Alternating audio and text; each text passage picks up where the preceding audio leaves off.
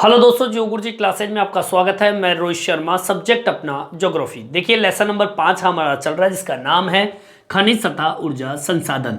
देखिए खनिज का टॉपिक कंप्लीट हो चुका है और खनिज के अंतर्गत ही ऊर्जा संसाधन आता है और ये ऊर्जा संसाधन एक तरीके से अधात्विक खनिजों की श्रेणी में आता है। मैं लिख देता हूँ, मेंशन कर देता हूँ। अधात्विक इसलिए कहेंगे क्योंकि इसमें धातु के अंश नहीं पाए जाते, इसे अधात्विक खनिज बोलते हैं। पिछले वीडियो में मैंने अधात्विक खनिज के अंदर कोयले से संबंधित टॉपिक को समझाया था बहुत बढ़िया तरीके से। आप पिछले वीडियो में जाकर आप देख सकते हो। आज का जो मुख्य बिंदु है वो ऊर्जा संसाधन में दूसरे नंबर का टॉपिक है पेट्रोलियम। देखिए पेट्रोल आप सब जानते ही हैं, पेट्रोलियम एक ऐसा द्रव्य और गैसीय अवस्था का हाइड्रोकार्बन युक्त एक ऐसा खनिज कह दीजिए, या फिर हम कहें कि एक ऐसा पदार्थ कह दीजिए जो लिक्विड में भी होता है और गैसीय अवस्था में भी होता है, ठीक है। और उसी से युक्त हाइड्रोकार्बन युक्त जिसे हम कहेंगे गैस और द्रव्य अवस्था में आपका पेट्रोलियम पाया जाता है हमारे धरातलीय क्षेत्रों के अंदर। इसे जब निकाला जाता है तो ये अशुद्ध होता है, फिर इसको शोधन करके बड़े बड़े कारखाने होते हैं, शोधनशालाएं, वहां पर इसको साफ किया जाता है, फिर उपयोग में लिया जाता है। तो आज हम इसी पे बात करेंगे, पेट्रोलियम पदार्थ के बारे में, पेट्रोलियम खनिज के बारे में। देखिए सबसे पहली लाइन आपको लिखनी क्या है, लिखना है कि कच्चा पेट्रोलियम जो होता है, कच्चा पेट्रोलियम का मतलब होता है जो जमीन से सीधा निकाला जाता है, जिसे हम पहली अवस्था कहेंगे पेट्रोल की। कच्चा पेट्रोलियम द्रव्य और गैसीय अवस्था के हाइड्रोकार्बन से युक्त होता है आपका कच्चा पेट्रोल, ठीक है। तो इसको मेंशन करेंगे। पहला लाइन जो है आपको ये लिखना है, क्या, कच्चा पेट्रोलियम, ठीक है। जो भी जमीन से निकलेगा पहली अवस्था वो कच्चा पेट्रोल का होगा। अब ये दो अवस्था में निकलता है, या द्रव्य अवस्था या फिर गैसीय अवस्था। द्रव्य और गैसीय अवस्था, ठीक है। या तो द्रव्य अवस्था लिक्विड फॉर्म में, या फिर गैसीय अवस्था जो कि आपके गैस का भी देखते होंगे, ईंधन के रूप में इसको उपयोग करते हैं। कई ऐसे संसाधन, ऐसे परिवहन होते हैं जो आपके पेट्रोल का गैसीय अवस्था से संचालित होता है। तो कच्चा पेट्रोलियम द्रव्य और गैसीय अवस्था के हाइड्रोकार्बन से युक्त होता है, ठीक है। ये हमारी पहली लाइन हो गई। अब देखिए जो आपका कच्चा पेट्रोल होता है, या फिर हम कहें कि पेट्रोलियम जो है पदार्थ, ये एक इसकी जो रासायनिक संरचना होती है, या फिर कहे कि जो पेट्रोल होता है उसका रंग देख लीजिए, उसके विशिष्ट घनत्व देख लीजिए, उसमें भिन्नता पाई जाती है। मतलब पेट्रोलियम की रासायनिक संरचना हो, रंग हो, या फिर विशिष्ट घनत्व हो, उसमें भिन्नता पाई जाती है। इससे हमारी दूसरी लाइन होगी, क्या लिखेंगे, पेट्रोलियम, ठीक है। हमारा जो पेट्रोलियम होता है उस पेट्रोलियम की रासायनिक संरचना होती है, रासायनिक संरचना पहली, ठीक है। पेट्रोलियम की रासायनिक संरचना होती है, ठीक है। पेट्रोलियम का रंग होता है, वह विशिष्ट घनत्व होता है, में क्या पाई जाती है, भिन्नता पाई जाती है। ये हमारी दूसरी लाइन हो गई।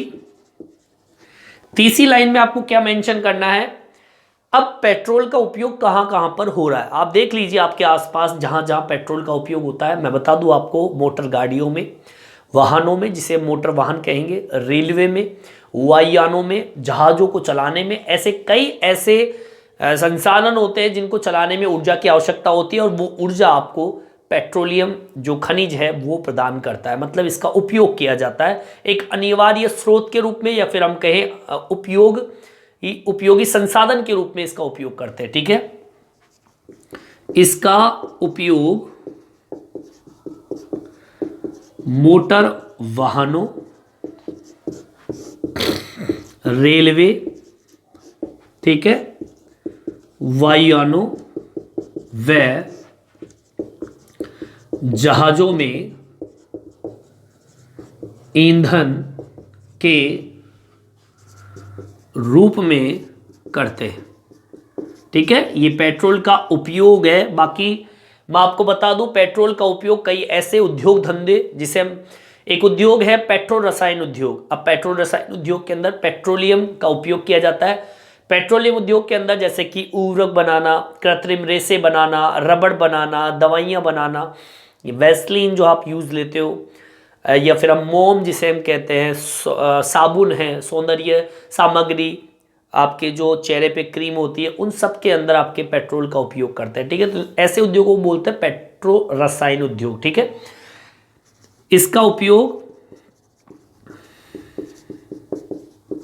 पेट्रो रसायन उद्योगों में किया जाता है। जैसे कि अब मैं उदाहरण सहित बता रहा हूं आपको, जो जो उद्योग मैंने अभी बताया आपको, जैसे कि उर्वरक है, ठीक है, इसके अलावा कृत्रिम रबड़ है, कृत्रिम रेसे हैं, साबुन है, मोम है, सौंदर्य सामग्री है आदि। इसमें पेट्रो रसायन का उपयोग करते हैं, इसलिए इसको पेट्रोलियम उद्योग के नाम से जानते हैं। देखिए मैं आपको बता दूं, जो पेट्रोलियम जो है ये टर्शियर युग की जो अवसादी सेल है उसमें पाया जाता है। ज़्यादातर आपको देखना जो पेट्रोलियम खनिज है वो आपको टर्शियर युग था, काल था, समय था। उस टर्शियर युग में एक तो गोंडवाना निक्षेप थे और एक टर्शियर निक्षेप था। तो टर्शियर निक्षेप मतलब टर्शियर काल, इस काल में जो अवसादी सेल थी उन अवसादी सेलों में ये पेट्रोलियम पदार्थ पाया जाता है। इसको मेंशन कर देंगे, पेट्रोलियम खनिज टर्शियरी काल क्रम की अवसादी सेलों में पाया जाता है। यहाँ पे शैल शब्द है वो है चट्टान। ठीक है, मतलब ये टर्शियरी काल है, समय, टाइम, उस टाइम के अंदर युग कह दीजिए, उस युग के अंदर जो अवसादी जो सेडिमेंट्री पार्ट है, मतलब जो कंकड़, पत्थर, मिट्टी, रेत, ये सब एकत्रित हुई, उसमें ही आपके इन सेलों के अंदर ही आपके ये पेट्रोलियम खनिज पाया जाता है। चलिए ये तो बात हुई आपके पेट्रोलियम के बारे में कि भाई पेट्रोलियम एक द्रव्य गैसीय अवस्था है। पेट्रोलियम जो है वो एक रासायनिक संरचना, उसके रंग, उसके विशिष्ट घनत्व में विभिन्नता पाई जाती है। इसका उपयोग भी हम मोटर वाहन, रेलवे, वायुयान, जहाज़ों के अंदर ईंधन के रूप में करते हैं। इसका उपयोग पेट्रो रसायन उद्योग में करते हैं। पेट्रो रसायन उद्योग कौन कौन से, जैसे कि उर्वरक बनाना, कृत्रिम रबड़ है, कृत्रिम रेसे हैं, साबुन, मोम, सौंदर्य सामग्री, ऐसे उद्योग जो है पेट्रो रसायन उद्योग बोलते हैं। इनके अंदर पेट्रोल का उपयोग होता है।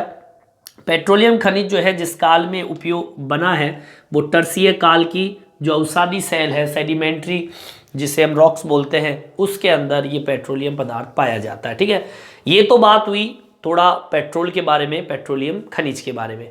अब मैं थोड़ी भारत की बात कर लेता हूँ कि भारत में पेट्रोलियम जो संसाधन है उसकी क्या स्थिति है, कहाँ पर पेट्रोलियम संसाधन पाया जाता है, कौन से क्षेत्र, राज्य पेट्रोल निकालने में पहले नंबर पे है, ठीक है ना, और कौन कौन से क्षेत्रों के अंदर पेट्रोलियम शोधनशालाएं बनी हुई है जहाँ पे पेट्रोल को साफ किया जाता है, उसकी हम चर्चा करेंगे। यहाँ तक समझ में आ गई होगी, यहाँ तक आप उतार लीजिएगा। देखिए आगे की ओर बढ़ते हैं। मैं बात करता हूँ भारत के अंदर तेल का उत्पादन 1956 में तेल और प्राकृतिक गैस आयोग की स्थापना के बाद में प्रारंभ हुआ था तेल के उत्पादन का। मतलब भारत में तेल का उत्पादन कब हुआ था? 1956 में, जब आपका तेल और प्राकृतिक गैस आयोग की स्थापना हुई थी, तब इसने तेल उत्पादन का कार्य प्रारंभ किया था। ठीक है, तो हमने अगली लाइन हो गई तेल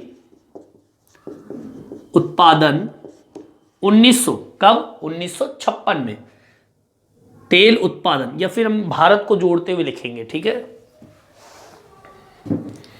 या देश लिख दीजिए, भारत की बात चल रही है। देश में तेल उत्पादन 1956 में, सन की बात करें तो 1956, और कौन सा आयोग बना? तेल एवं प्राकृतिक गैस, तेल एवं प्राकृतिक गैस आयोग की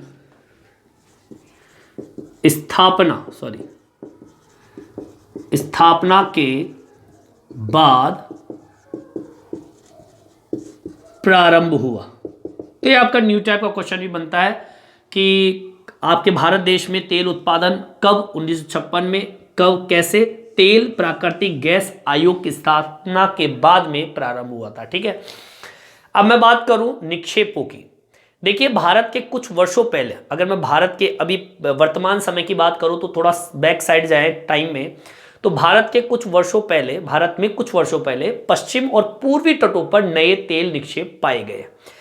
ऐसे तो तेल उत्पादन के अंदर देखिए असम जो है उसमें डिगबोई प्रमुख है, वहीं पर नाहरकटिया है, मोरान है, ये प्रमुख है तेल उत्पादक क्षेत्र असम के अंदर। गुजरात की मैं बात करूं तो लंकेश्वर है।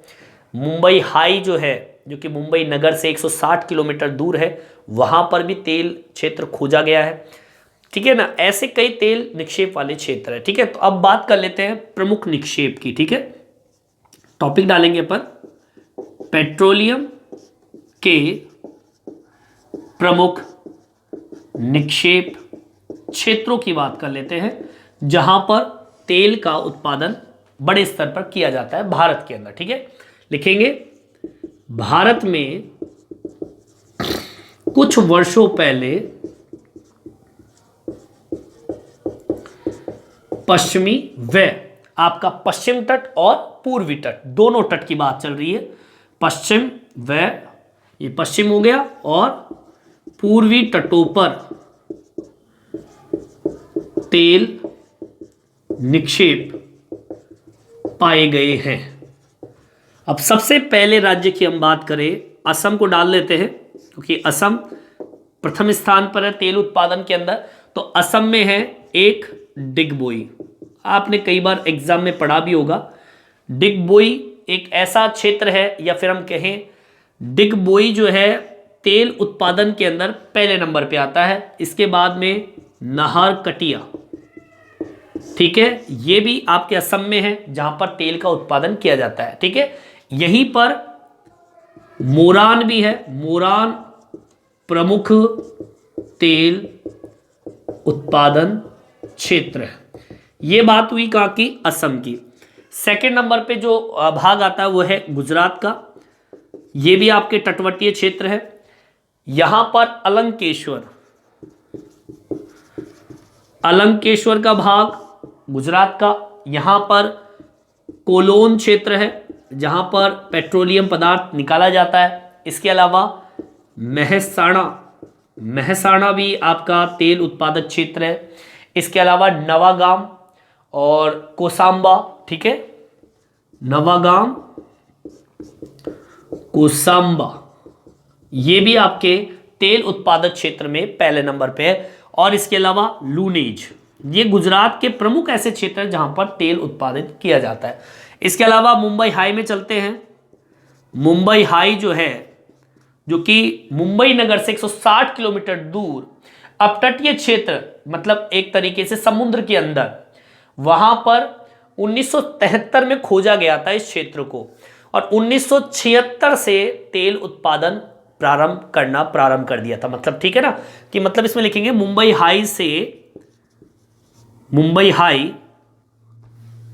नगर से, मुंबई हाई क्षेत्र है, मुंबई नगर से कितना किलोमीटर दूर है, समुद्र के अंदर 160 किलोमीटर दूर अपतटीय, मतलब जहां पर कोई तट नहीं है, उस तट क्षेत्र को 1973 के अंदर, कब खोजा गया था, 1973 में इसको खोजा गया था, और 1976 से यहां तेल उत्पादन का कार्य हो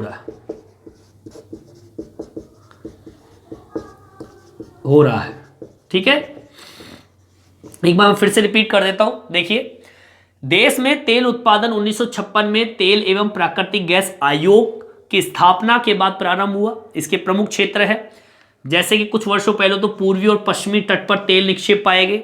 असम में डिगबोई, नहरकटिया, मोरान प्रमुख क्षेत्र है। गुजरात के अंदर, गुजरात में, सॉरी ये गुजरात है, गुजरात में अलंकेश्वर, कोलाल, महसाणा, नवागांव, कोसांबा और लुनेज है। मुंबई हाई जो है वो मुंबई नगर से 160 किलोमीटर दूर अपतटीय क्षेत्रों को 1973 में खोजा गया। 1976 से यहाँ पर तेल उत्पादन का कार्य हो रहा है। चलिए आगे की ओर बढ़ते हैं।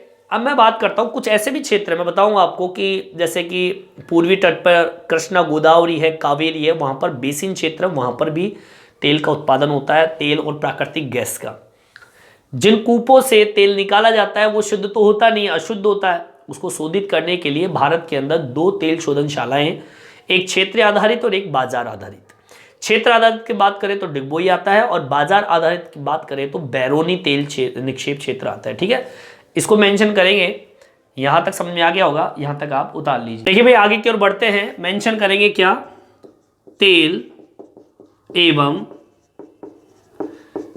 प्राकृतिक गैस से या गैसों का प्रमुख निक्षेप क्षेत्र कौन कौन से आपके, एक तो पूर्वी तट पर कृष्णा गोदावरी और कावेरी। ठीक है, क्षेत्र पूर्वी तट पर एक तो है कृष्णा, ठीक है, कावेरी व गोदावरी नदी बेसिनों में पाया जाता है। ठीक है, मतलब ये कि भारत के अंदर तेल व प्राकृतिक गैसों का प्रमुख निक्षेप क्षेत्र जैसे कि पूर्वी तट पर कृष्णा, कावेरी, गोदावरी के जो नदी बेसिन क्षेत्र है वहां पर भी तेल का उत्पादन, गैस का उत्पादन होता है। इसके अलावा जो भी कूपों से निकलने वाला तेल होता है वह शुद्ध होता है। तो कूपों से निकला तेल अशुद्ध होता है, जिसे शोधन शालाओं में शुद्ध करने के लिए ले जाया जाता है। ठीक है, भारत में ऐसी 2 तेल शोधनशालाएं हैं। भारत की प्रमुख 2 तेल शोधनशालाएं। तो वो तेल शोधनशालाएं कौन सी है? एक क्षेत्र आधारित में आती है डिगबोई, और एक है बाजार आधारित, और ये है बैरोनी में। ठीक है, तो इस तरीके से आपको मेंशन करना है। यहां पर तेल को शोधन किया जाता है। ठीक है, ये शोधनशालाएं एग्जाम में कई बार पूछ लेता है कि भारत की प्रमुख 2 तेल शोधनशालाएं कौन सी है? क्षेत्र आधारित जिसमें डिगबोई आता है, और बाजार आधारित जिसमें बैरोनी आता है। ठीक है, तो इस तरीके से हमारा ये पेट्रोलियम का टॉपिक कंप्लीट होता है। इस वीडियो में इतना ही। ये वीडियो आपको कैसा लगा कमेंट्स करके जरूर बताएं। मेरे चैनल को सब्सक्राइब जरूर से जरूर करें, जिससे नए वीडियो आप तक पहुंचा सकूं। धन्यवाद।